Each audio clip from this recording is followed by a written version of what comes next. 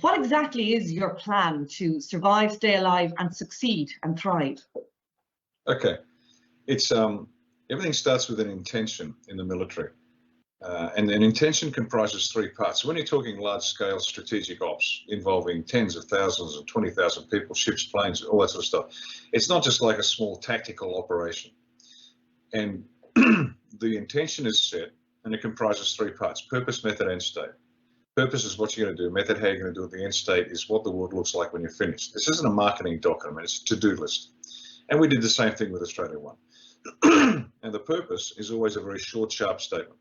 And our purpose is to save Australia. That's it.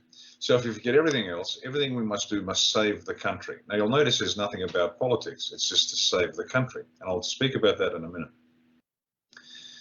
Now, the next step isn't method. Method reveals itself once you've done your analysis. You've got to describe the end state. And in our case, and this is what we want to create, Australia is a moral, sovereign, self-reliant Christian Western democracy, which is economically powerful, militarily intimidating, politically free, socially cohesive, and culturally vibrant.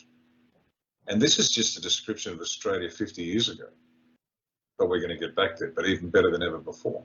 But the sequence in which those words come down is the order of importance. And you'll notice the first one is a moral, sovereign, self-reliant Christian Western democracy, which, and then you fill in the blanks. So that's our end state. And everything we do must contribute to that. And if it deviates from that to the least degree, we don't do it. Now, here's the method. And this is the most difficult way it can be done, but it's the only way that guarantees that we will succeed, because nothing else will succeed. Because we got into this god-awful mess because people ceased being what they were, and we have to redo it. So here's the method. Here's how we're going to save Australia. We will create a moral political party, Australia One, which will empower every Australian to reach their highest individual potential so that collectively all can participate in the reformation of Australia. And let me say that again, because it is so important. Australia One will create a moral political party that empowers every Australian to reach their highest individual potential so that collectively all can participate in the reformation of Australia. Now, there is no more difficult way. This has never been tried in the history of political economies ever, any time, but it's the only way we can guarantee. And there are hard practical things that we're going to do to make sure that people get their sovereignty and hang on to it at the lowest possible level. I'm going to give you a simple example. Even within our organisation, the members control the branches. The members select their branch president, secretary and treasurer. The members select their candidates. The members then support those candidates. Now, if those candidates turn out to be deficient or crooked, then the members can sack them. It's a recall election. So everybody in the party has to earn their position. And we're going to roll that out to the entire electoral system. And so instead of having a politician that comes in on day one and lies to you and says, vote for me, I'll save the planet, and for 3 years does nothing, then comes back and says, oh, look, we tried, but we failed, give me another chance. No. From the moment that person's elected, if the electorate, the members, the electors that put that individual into parliament don't like that individual, they can have a recall election and sack them on the spot. Now, this is common in Switzerland and the United States.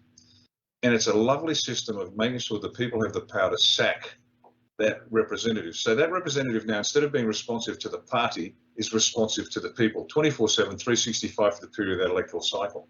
And so this is just an example of how we get the power back to the people. Now, the people have to stand up and begin to govern themselves. Now, we cannot govern ourselves as a nation until we govern ourselves as an individual. And that's why we're going to create this moral people again. They know right from wrong. They can look at a situation and discern that is wrong, we're against it. They don't need to be told. And so one by one, the entire nation comes together, not in a single mindset. I'm not talking about groupthink, but we know what's right and wrong. And we have a wonderful tradition. We've got the Christian tradition, the center of our Western civilization. So we've got a history that we can draw upon.